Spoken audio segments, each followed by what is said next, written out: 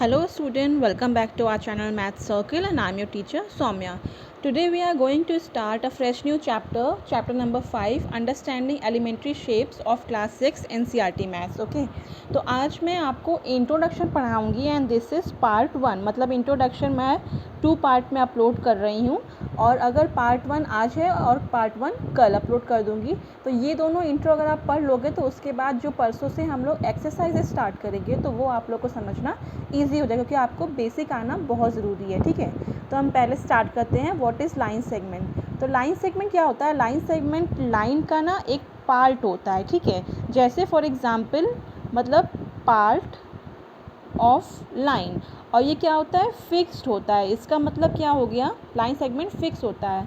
मतलब for example एक line, ये एक पॉइंट यहाँ से स्टार्ट हो रहा है, ये मान लो ए और बी एक लाइन सेगमेंट है और इसकी साइज़ है मतलब 3 सेंटीमीटर की ये लाइन है. ठीक है, तो लाइन सेगमेंट में क्या होता है? स्टार्ट पॉइंट भी हमें पता होता है एंड एंड पॉइंट भी हमें पता होता है. वो फिक्स्ड होती है. मतलब मान लो 3 सेंटीमीटर है, 5 या कुछ फिक्स होती है. ठीक है, फॉर एग्जांपल अगर ये 3 सेंटीमीटर मान लो हमने यहाँ भी बनाई, तो ये ए और ये बी, ये 3 सेंटीमीटर, ये ऐसे भी कर सकते हैं. तो ये आप चाहो यहाँ से बना के यहाँ ख़त्म करो या कहीं भी करो, अगर सेम साइज़ है मतलब. ठीक है, जिसकी साइज़ हमें पता है और एंड पॉइंट जिसका है वो लाइन सेगमेंट होता है. फॉर एग्जांपल हमने बनाई है एक लाइन. ठीक है, ये लाइन बना दी, तो इसका स्टार्ट पॉइंट चलो हमें पता है, बट ये चलो पता है या नहीं पता, ये अलग केस है. ये ना आपके आगे भी एक्सटेंड हो सकती है. ठीक है, ये आगे बढ़ सकती है. तो यहाँ पे एरो लगता है. जब भी ऐसे एरो लगे इसका मतलब दिस इज़ लाइन. इसका कोई फिक्स पॉइंट नहीं है. हम इधर भी बढ़ा सकते हैं यहाँ तक, इधर भी बढ़ा सकते हैं यहाँ तक. ठीक है, तो कोई इसका फिक्स चीज़ नहीं है. दैट्स वाई ये लाइन है. और लाइन सेगमेंट क्या होता है? फिक्स होता है. और ये लाइन सेगमेंट लाइन का ही पार्ट होता है. और लाइन सेगमेंट को हम डिनोट कैसे करते हैं? ए बी लिखते हैं और ऊपर एक लाइन बना देते हैं. ठीक है, तो ये आपके यूज़ का नहीं है, बट ये चीज़ आपके यूज़ का है.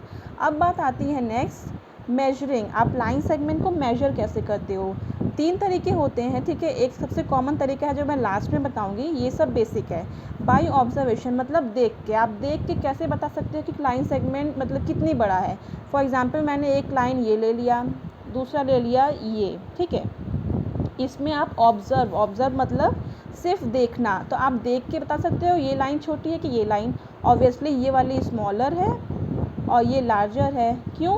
क्योंकि आपको क्लियरली दिख रहा है कि देखो ये छोटी है, यहाँ से शुरू हुई यहाँ ख़त्म, और दिखने में भी ये छोटी है, ये इतनी बड़ी है. ठीक है, नेक्स्ट चीज़ आती है, मान लो एक ये लाइन है और एक ये लाइन है. ठीक है, तो इसमें देखो बहुत माइन्यूट सा डिफरेंस है. आप सोच रहे हो कि ये यहाँ छोटी तो यहाँ बड़ी भी तो हो गई है. अब हम कंफ्यूज हो गए कि ये बड़ी है कि ये बड़ी है, कौन सी है. तो हम इसको क्या करेंगे? बाय ऑब्जर्वेशन ये पता लगाना डिफ़िकल्ट हो जाता है, तो इसलिए हम ये मेथड यूज़ करेंगे, बाय ट्रेसिंग या फिर बाय डिवाइडर एंड रूलर. ठीक है, तो ये तो मेन है, ये मैं बताती हूँ आपको. Bye tracing. ट्रेसिंग का मतलब क्या होता है? ट्रेसिंग मतलब समझो आपने एक समझो ट्रेस पेपर ले लिया. एक ये लाइन है. ठीक है, एक ये है, एक ये लाइन है. क्लियर? ये लाइन सेगमेंट है आपकी. ओके, तो आपने क्या किया कि एक कोई और ट्रेसिंग पेपर टाइप ले लिया और इस पे रख के देख लिया और यहाँ मार्क कर लिया आपने अपने. ठीक है, उस पेपर पे. क्लियर? उसके बाद उसी साइज़ को उठा के इस पे नाप लिया. तो यहाँ पे आप मुझे क्या पता यहाँ पे ख़त्म हो जा रहा, इसका मतलब यही ख़त्म हो गया और ये एक्स्ट्रा है, इसका मतलब ये लार्जर है.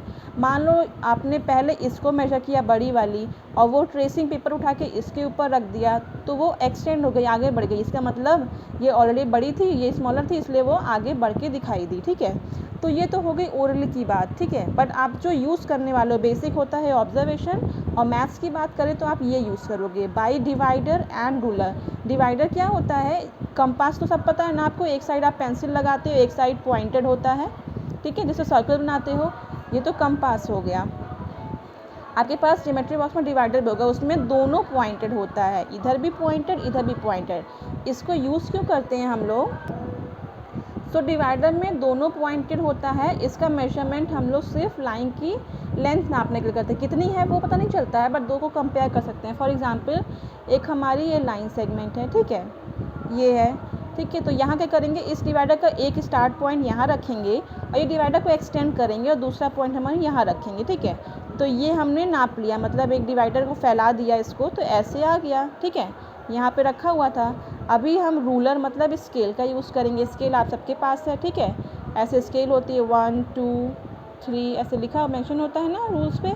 क्या करेंगे आप, इसी को इस रूलर को उठा के आप यहाँ रखोगे। तो मान लो ये रूलर ऐसे आया, ठीक है, इसको फोल्ड नहीं करना है, उठा के एज इट इज़ डिवाइडर को यहाँ रखोगे।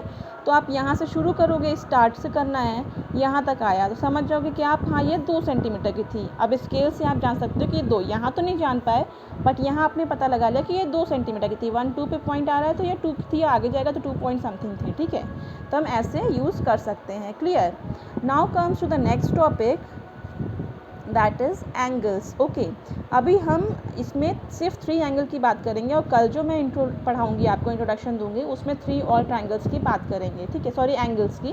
ओके, तो अभी हम सिर्फ 3 एंगल की बात करते हैं। First is right angle, that is straight angle and then is complete angle. तो राइट एंगल क्या होता है, 2 लाइन होंगी, ठीक है, उसके बीच का जो एंगल है वो 90 डिग्री होगा। और इसका मेजरमेंट कैसे करते हैं हम, प्रोटेक्टर से करते हैं, ठीक है, जिसको आप हिंदी में आई थिंक शायद चांदा बोलते हो, राइट, ठीक है, प्रोटेक्टर या उससे करते हैं, ठीक है। 90 डिग्री हो गया। स्ट्रेट लाइन क्या होता है, मान लो ये एक लाइन है, ये लाइन, तो ये 90 डिग्री हो गया। तो ये 2 लाइन है, ठीक है, तो जब 2 लाइन एक ऐसे होती है और एक ऐसे, इसी के आगे जोड़ दो, ये कहने को एक दिख रही है पर 2 लाइन है, क्यों, क्योंकि दोनों को जोड़ दिया है, तो इन दोनों के बीच का एंगल कितना हो गया, 180 डिग्री, ठीक है। तो अगर एंगल 2 लाइन के बीच का 180 डिग्री है तो हमें इसे स्ट्रेट एंगल, स्ट्रेट क्यों बोलेंगे, क्योंकि दोनों लाइन स्ट्रेट हो गई। अब यहाँ पे देखो, कंपेयर करो, ये लाइन है 90 हो गई, ये है, तो अगर मान लो इधर की भी 90 ही होगी, ठीक है। तो मान लो इस लाइन को पकड़ के आपने इधर खोल दिया, इधर लिटा दिया इसको, ठीक है, तो ये 90 + 90 कितना हो, 180 हो गया। तो यही लाइन समझो यहाँ पे पहले स्ट्रेट हुआ करती थी, अब ये लाइन को हमने यहाँ कर दिया, ठीक है, तो ये 180 हो गई, मतलब 90 + 90 मिला के ये 180, इसका मतलब आधा ये भी 90 होगा, आधा ये भी 90 होगा। Clear. Now comes the complete angle. Complete angle क्या होता है, देखो 90 को हमने इतना ओपन किया, 90 और तो 180 बन गया, ठीक है। अभी इसी को यहाँ पकड़ के लाइन को मान लो आप यहाँ करके इसको ओवरलैप करा दो। फॉर एग्ज़ाम्पल कि एक ये है, इस लाइन को मैं फिर से बनाती हूँ, ठीक है, ये मैंने डॉट में क्यों किया, क्योंकि हम इसको फोल्ड करने वाले हैं। अब इसी लाइन को पकड़ के इस पर ओवरलैप करा दो, मतलब समझो यही लाइन ऐसे घूम के यहाँ पे आ गई, ठीक है, ये 2 है, समझो, ठीक है। तो इसको क्या बोलेंगे आप, मतलब ये लाइन समझो 90 कैसे बना था, 2 लाइन एक के ऊपर एक थी, इतना खोला तो 90 बना, इतना खोला तो 180 बना। अब इसको पूरे को बंद वापस ला के उसी पे रख दिया, लेकिन पूरा घूम के आए हैं ना हम, ये पूरा घूम के आए हैं, तो ये पूरा एंगल कितना होता है, 360 डिग्री, ठीक है। तो दैट्स वाई इसको हम कंप्लीट एंगल बोलते हैं, क्योंकि ये पूरा रिवॉल्व करके इधर आया है। क्लियर। सो इसमें हमें अभी एक चीज़ और पढ़नी है, वो क्या है, मान लो 2 लाइन के बीच में एंगल 90 डिग्री बन रहा हो, तो ज़रूरी नहीं है कि ये एंगल ऐसा ही हो, ये 90 तो होता ही है। दूसरा क्या होता है, ऐसा भी हो सकता है, ये भी तो 90 है तो ये भी 90 हो गया, बस दोनों के बीच 90। और तीसरा क्या होता है, ऐसा भी होना चाहिए, मतलब ये लाइन यहाँ अगर हम यहाँ पे खींच दें, ये भी तो 90 डिग्री है, ये बनना है, ये भी तो 90 डिग्री है, ठीक है। और ज़रूरी नहीं दोनों स्ट्रेट हों, ये भी 90 डिग्री होता है अगर लाइन टेढ़ी हो जाए, ठीक है, वी शेप बनता है, प्रॉपर वी नहीं पर ऐसे, ये भी 90 है, ठीक है। तो ये सब भी 90 डिग्री है, वो आपको पहचानना होगा कि बीच का 90 है या नहीं है। So the next one is हम एंगल्स को क्लॉक्स के थ्रू पढ़ेंगे। क्लॉक आपको पता है, घड़ी आप सबके घर में है, ठीक है, तो ये 12 6 3 9 और ये पूरा 1 to लेके 12 तक क्लॉक बनी है, ठीक है। तो अभी हम राइट एंगल पढ़ते हैं। तो आपको पता है क्लॉक में 2 सुई होती है, राइट, एक छोटी जो आर बताती है और एक बड़ी जो मिनट बताती है, ठीक है। तो अभी हम स्टार्ट करते हैं, मान लो ये स्मॉलर वन है, ओके, एंड दूसरा है ऐसे, तो ये दोनों नीडल भी तो 90 डिग्री बना रही हैं, ठीक है, मतलब मान लो ये दोनों सुई ओवरलैप कर, जब 12 बजता दोनों सुई ओवरलैप करती है दूसरे पे, बट ये यहाँ से यहाँ घूम के मिनट वाली सुई यहाँ आ गई, तो ये क्या बनाया इसने, 90 डिग्री बनाया, ठीक है। तो 90 डिग्री बन गया। अब क्या करना है, तो अभी ये सुई सिर्फ इतना घूमी है, तो ये कितना घूमी है हम कैसे पता लगाएं, एक टर्म होता है रिवॉल्यूशन, ठीक है, मतलब जब पूरा एक बार घूम जाए तो इसको हम 1 रेवोल्यूशन कहते हैं। तो यहाँ पे ये कितना घूमी है, 90 डिग्री घूमी है, ठीक है, और सिर्फ इतना घूमे तो 90 और पूरा घूमती तो कितना होता, मैंने आपको एंगल बताया है। जब देखो इतना घूमे तो 90, जब इतना घूमती तो पूरा 180 होता, और ये पूरा घूम के उसी पे लौट जाए तो कितना होता है, ये पूरा 360 होता है। तो ये अपॉन 360 हो गया। तो ये कट करेंगे तो 9 4 जा 36, कितना आएगा 1/4। तो यहाँ पे हम क्या देख रहे हैं, ये कितना एरिया कितना कहलाएगा, ये 1/4 एरिया कहलाएगा, मतलब 1/4। इस पूरे एक का 1/4 एरिया होता है राइट एंगल। क्लियर। ना दूसरे पे आते हैं स्ट्रेट एंगल। अभी फिर से मैंने क्या बोला, ये चलो 12 बजा रही है, ठीक है, तो इसके ऊपर एक सुई है मिनट वाली, ये इतना ना घूम के पूरा इतना घूम गई, ठीक है, 12:30 हो गए, 12:30 बज गए। तो ये पूरा एंगल कितना हो गया, 180 डिग्री हो गया। क्लियर। तो इसलिए इसको हम बोलते हैं स्ट्रेट एंगल। अब इसका भी हम रेवोल्यूशन निकालते हैं, कितना होगा, तो 180 ये है और टोटल कितना होता है 360। तो ये कट कर गया, 18 1 18, 18 2 36, तो क्या हो गया 1/2। मतलब इसने हाफ एरिया कवर किया, दैट्स वाई ये पूरा एरिया कितना होगा, ये हाफ रेवोल्यूशन कहलाएगा। तो इसको हम स्ट्रेट एंगल ऐसे भी समझ सकते हैं, ठीक है। नेक्स्ट हो गया आपका कंप्लीट एंगल। कंप्लीट में हम क्या करेंगे, और इसमें आपका ये घूमा कितना है, ये पूरा इतना घूम गया, इसमें इतना घूमा 1/4, इसमें हाफ घूम गया।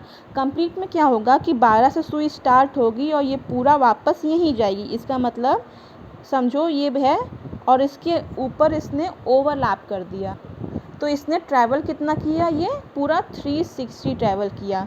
तो 360 अपॉन पूरा 1 रेवोल्यूशन भी 360 होता है, 1 आ गया। तो ये कंप्लीट एंगल हमेशा 1 रेवोल्यूशन पूरा बनाता है। क्लियर। अच्छा, हमें अभी एक चीज़ और देखना है। फॉर एग्जांपल ये राइट एंगल है, तो सिर्फ 12 और 3 के बीच राइट एंगल नहीं पड़ता। एक सुई यहाँ होगी, एक मान लो यहाँ हो, ये 6:15 बजा रहा है, घड़ी देखना सबको आता है, ये भी तो 90 डिग्री हुआ। अगर ऐसे 9:30 बजा या 6:45 बजा तो भी तो 90 डिग्री हुआ, ये वाला भी तो 90 डिग्री हुआ। लेकिन सिर्फ ये 4 ही 90 नहीं है। फॉर एग्ज़ाम्पल मैं आपको एक न्यू बना के दिखाती हूँ। फॉर एग्ज़ाम्पल मान लो यहाँ पे मैंने स्टार्ट किया, ठीक है, ये बज रहा है आपका, समझो 12:15 बज रहा है, 12:45 बज रहा है, ठीक है। तो यहाँ पे क्या, ये 90 डिग्री है, बट 90 डिग्री बना कैसे है, ये भी तो आपको जानना पड़ेगा, बना कैसे है। ये 12 से ये समझो ये ओवरलैप कर रही थी, ये 1 घूमी, 1 2 घूमा, इसने 3 घूमा, मतलब 3 पार करेगा तो 90 डिग्री बनेगा। फॉर एग्ज़ाम्पल ये ऐसे होता है, ये भी तो 90 डिग्री है, तो कितना हुआ, यहाँ पे थी 1 घूमा, 2 घूमा, 3 घूमा, मतलब 3 बार घूमेगा तो 90 डिग्री बनेगा। क्लियर। तो ऐसे कुछ भी हो सकता है। फॉर एग्ज़ाम्पल मुझे एक बार फिर से बनाना पड़ेगा, 1 2 8 7 5 4 मान ली घड़ी हो गई, ठीक है। तो मान लो एक सुई यहाँ पे है, ठीक है, तो यहाँ पे है 4 पे है, समझो ये, तो ये 1 2 3, मान लो ऐसे भी, मान लो ये 4:35 बज रहा है, ठीक है, एक बज रहा है, तो ये 1 2 3 घुमा, ये भी तो 90 डिग्री हुआ, ठीक है। ज़रूरी नहीं है कि यही 4 स्पेसिफिक 90 डिग्री बनाएंगे, कुछ भी बना सकते हैं। मान लो एक घड़ी आपकी 12 पे है, तो इधर 1 2 3, 9 पे ऐसे आ रही है, ठीक है, या फिर 1 पे है, चलो मैं दूसरा बताती हूँ, 12 9 तो बता ही चुके, 1 पे है, तो 1 2 3, अगर 4 पे आई, ये भी तो 90 डिग्री हुआ, मतलब 1 2 3 ब्लॉक्स आगे कैरी ऑन करेंगे तो आपका 90 डिग्री बन जाएगा। क्लियर। तो राइट एंगल तो आप समझिए राइट एंगल कैसे हो रहा है। अभी स्ट्रेट एंगल की बात कर लें, स्ट्रेट एंगल में कितना बनता है 180 डिग्री, तो आपको पता है 12 से 6 स्ट्रेट एंगल, 9 से 3 हो गया। तो अगर मान लो कोई एक सुई यहाँ पे है, दूसरी यहाँ पे आती है, तो ये भी तो 180 बन रहा है। ऐसे होगा वो सुई अपोजिट डायरेक्शन में, तो ये भी तो 180 डिग्री बनेगा। क्लियर। तो आपको स्ट्रेट एंगल ऐसे भी मिल सकते हैं, अगर एग्जैक्टली स्ट्रेट हो, मान लो 10 में 4 ऐसे हो, ये पूरा भी तो स्ट्रेट एंगल बन रहा है, ठीक है। तो ऐसे कोई भी एंगल स्ट्रेट एंगल हो सकता है अगर वो एग्जैक्टली अपोजिट और स्ट्रेट लाइन हो। So the next one is, आप एंगल्स को डायरेक्शन के थ्रू कैसे पहचान सकते हो। तो आप सबको पता है ये नॉर्थ साउथ होता है, ये वेस्ट ईस्ट होता है, ठीक है, direction, you all are clear with this, ठीक है। तो अगर कोई चीज़ ऐसे नॉर्थ में है, एग्जैक्टली कोई ईस्ट में है, तो वो क्या बनाएगी, वो 90 डिग्री बनाएगी। मान लो कोई चीज़ ऐसे साउथ में है, फिर एक वेस्ट में है, ठीक है, तो या वेस्ट में जाए, तो साउथ से वेस्ट कितना बनता है 90 डिग्री। सेम इधर भी है, ईस्ट में एक है दूसरा अगर साउथ में आए तो ये भी 90 डिग्री बनेगा। तो ऐसे कुछ भी 90 डिग्री बन सकता है, ठीक है। स्ट्रेट लाइन के लिए क्या होगा, एक अगर नॉर्थ है तो दूसरा साउथ होना चाहिए, एक अगर वेस्ट है तो दूसरा ईस्ट होगा, तो ये 180 डिग्री बनाएगा, तब वो स्ट्रेट एंगल होगा। क्लियर। अब the next is complete angle. मतलब मान लो कोई एक नॉर्थ में था, ठीक है, नॉर्थ से ईस्ट गया, ईस्ट से साउथ, साउथ से वेस्ट, नॉर्थ वापस आया, तो इसने कितना ट्रैवल किया, ये पूरा 360 डिग्री ट्रैवल किया। मान लो एक नॉर्थ है, साउथ है, ईस्ट है एंड वेस्ट है, तो मान लो ये 90 से समझो इतना ट्रैवल किया, तो कितना हो जाएगा, अगर ये 90 हो गया, इतना ट्रैवल किया, तो ये 90 हो गया, टोटल इसका 180 हो गया। और अगर यहाँ ट्रैवल किया मतलब 90 + 90 + 90, आप 3 बार जोड़ दो, तो आप ऐसे एंगल निकाल सकते हो। क्लियर। तो ये आपका कंप्लीट एंगल हो गया, राइट। और आप सबको पता है ये क्या होता है कि 90 डिग्री अगर होगा तो ये 1/4 चलेगा, स्ट्रेट एंगल होगा तो ये हाफ चलेगा, और कंप्लीट एंगल होगा तो ये पूरा 1 रेवोल्यूशन लेगा। ठीक है, ये बेसिक आपको एक्सरसाइज सॉल्व करने में बहुत हेल्प करेगा। तो आपको याद होना चाहिए 90 डिग्री चला मतलब 1/4 चला, ठीक है, 1/4। स्ट्रेट एंगल चला 180 डिग्री चला तो मतलब हाफ। देखो यहाँ नॉर्थ से साउथ है तो आधा तो कवर कर लिया इसने, फिर अगर आधा है तो आधा बचा, ये आधा भी अगर कवर कर लेगा तो ये 360 डिग्री हो जाएगा, ठीक है। तो आप ऐसे समझ सकते हो। तो आज हम ये यहीं पे स्टॉप करते हैं। पार्ट 2 आप लोगों को कल ईजिली अपलोड मिल जाएगा एग्जैक्टली 5 o'clock, क्योंकि आज का बहुत लेंदी और बोरिंग हो जाएगा आप लोग के लिए। तो अगर आपको ये इंट्रोडक्शन समझ में आया हो तो प्लीज़ सब्सक्राइब माई चैनल, आप बेल आइकन प्रेस कर दो और अपने फ्रेंड्स को भी शेयर करो, ताकि घर बैठ के ही आप लोग मैथ्स ईजिली पढ़ सकें। Thank you so much guys and have a nice day.